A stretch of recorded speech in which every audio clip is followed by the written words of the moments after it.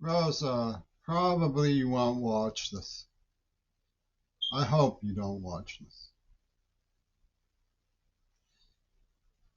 I'm addressing you because, well, I wake up still sometimes thinking, I've loved you all along.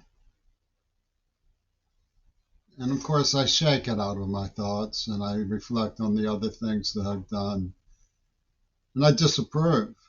But deep in my sleep, that's often how I feel.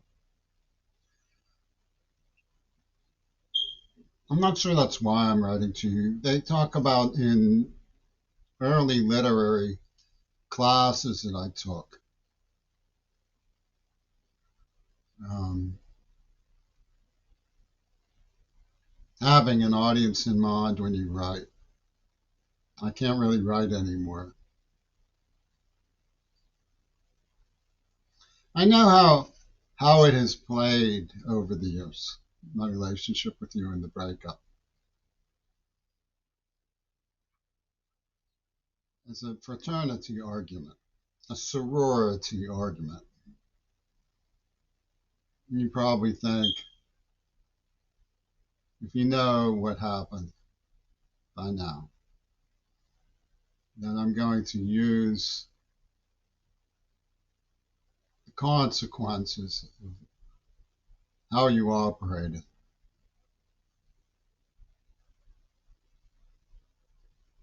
to sell a mean tempered idea of blame.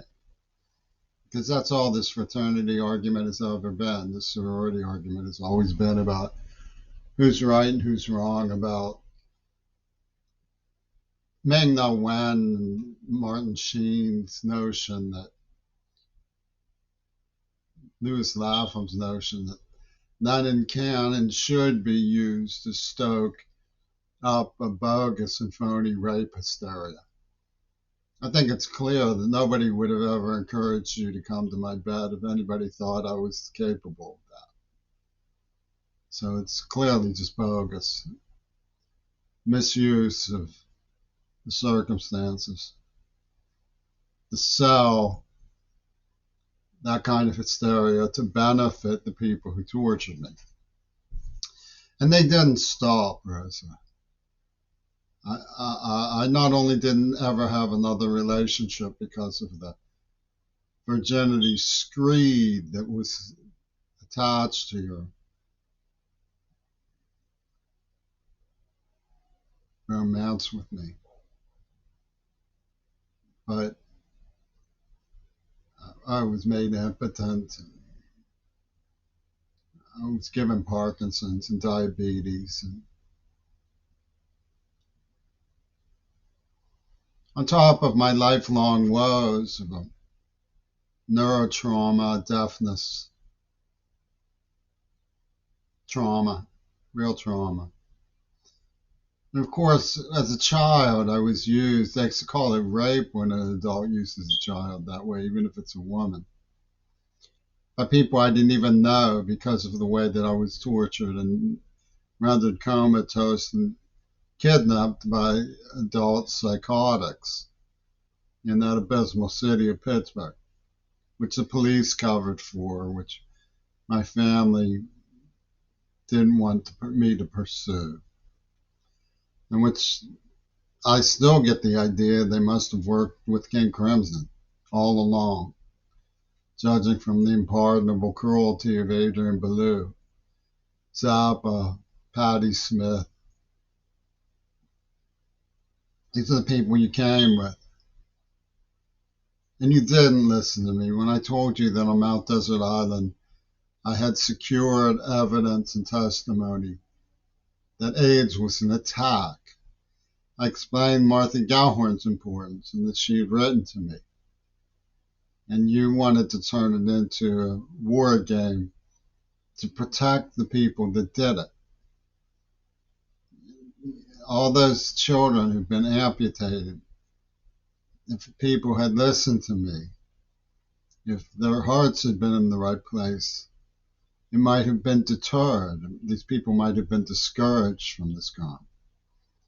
Instead, you helped cover for them.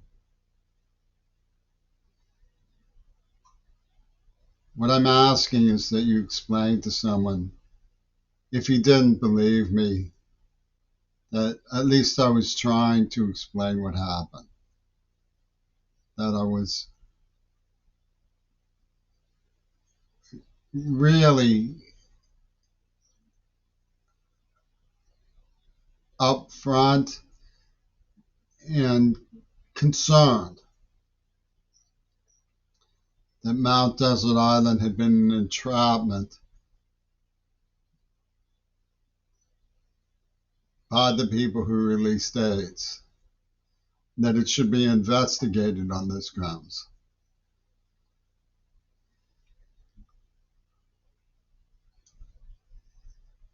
It becomes a fraternity argument and a sorority argument because I've been unrequited in my love for Leslie Katz at the time that they claim I could have saved John Lennon. The evidence does call into question whether he even really died, whether it was in a military operation that he worked out with Reagan and Netanyahu. There's a lot of particulars that nobody dares to address. How Gail Burstyn's likeness appeared on a record from 1979 is a good example. When Leslie and I were walking through Oakland with Fripp, I wanted to ask him, is that Gail Burstyn? But I couldn't bring myself to do it because of the way that people were discouraged from making connections in these matters. I didn't want to appear to be zany about something. So I would just sort of get my head down and let Leslie talk to her.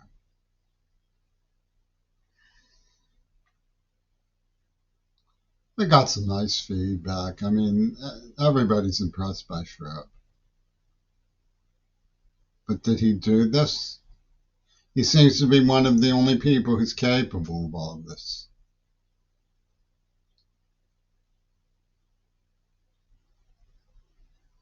So maybe I'm talking to someone who doesn't even exist. Maybe the idea of a Rosa who has a conscience about something like Rosa. Rosa seemed to me, let me explain to somebody who's not Rosa, since Rosa's probably going to say, I refuse to watch that. Which is fine. I hope that that's what she says. I don't really want her to say this. Any more than I tolerate my love for her when I wake up. And just forget about that. Wave it off.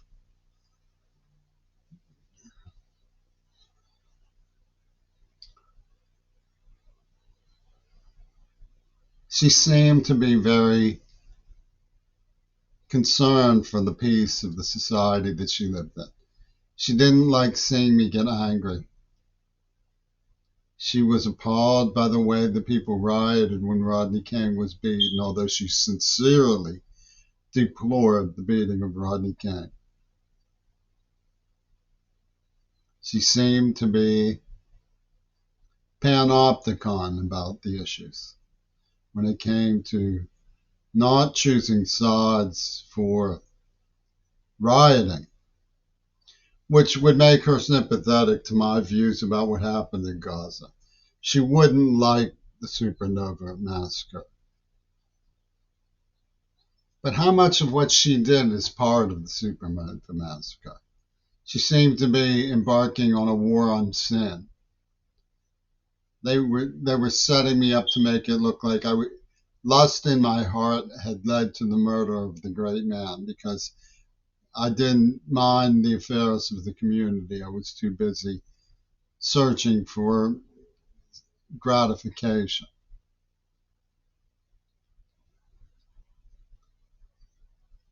It's not meaningful. There's nothing in the constitution of the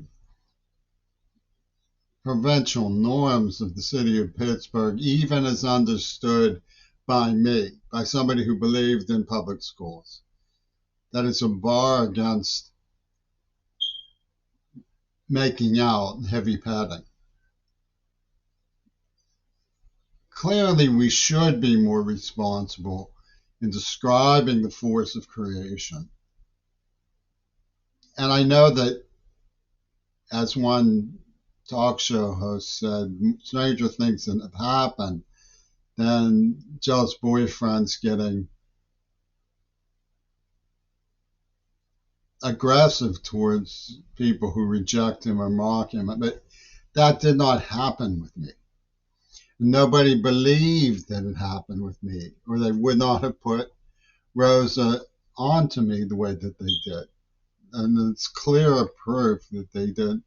They knew I didn't like hurting anybody. And it led to them inventing this supernatural idea of her pick flying out of his hand because I asked, do you or don't you want me to make you? Which is the line from Helter Skelter. And, Pumpernickel had to come and perform an exorcism.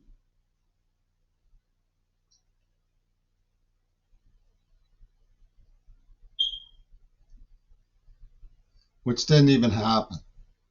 They had it set up with pre-written, pre-scripted Shakespearean actresses who they know by name and look alike.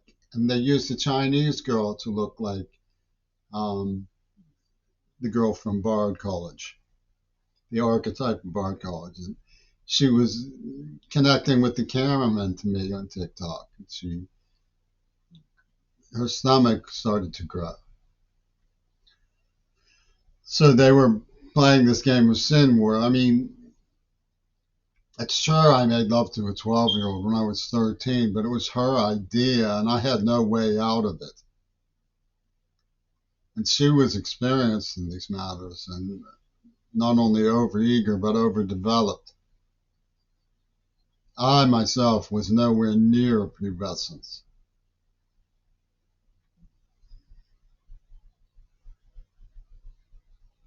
And they now have it crafted. It seems like something that Michael Tive and Fripp must have thought up.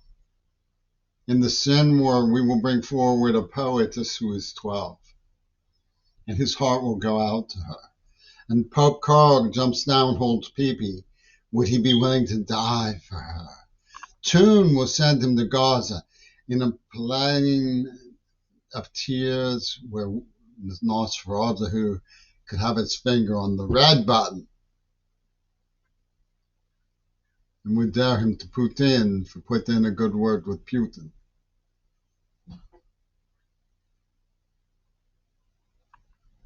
And you can hear Elon Musk and Tucker Carlton howling with laughter. Ah, ah, echoey laughter from the funhouse. While a huge number of children face amputations. And Mike Johnson saying, well, that proves that you're not with it, that abortion is murder too. Presto, the sad farce writ large.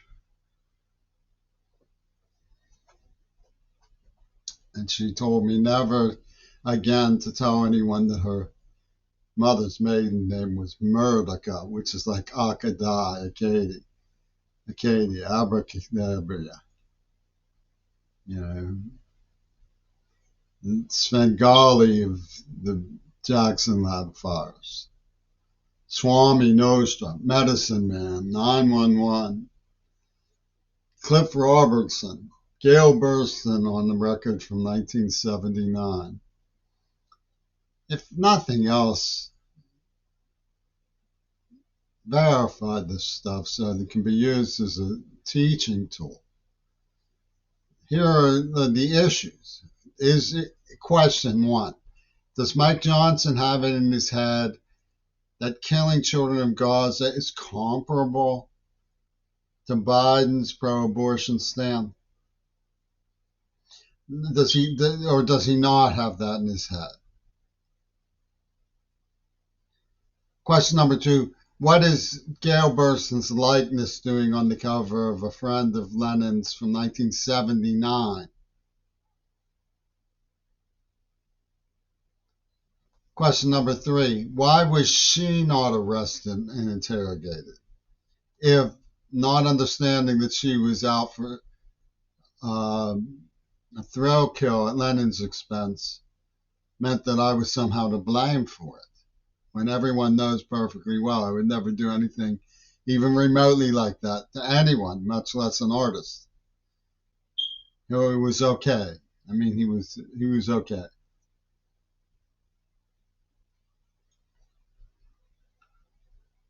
Or did, in fact, the evidence add up to a trick, a monstrous trick?